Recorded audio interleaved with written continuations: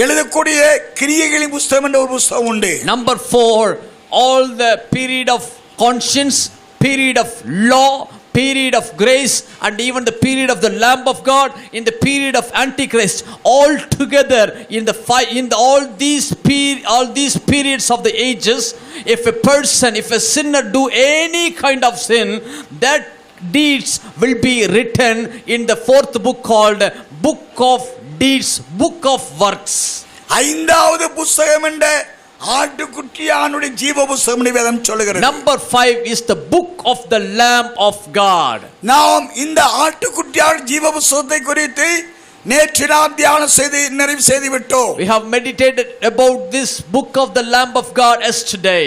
ஆனபடியால் அந்த புத்தகத்தில் எழுதப்பட்டிருக்கிறவர்களுக்கு நியாயத்தீர்ப்பு இல்லை, அவர்கள் நியாயத்தீர்ப்பு கொடுக்கிறவர்களாக இருக்கிறார்கள். For those people whose names are written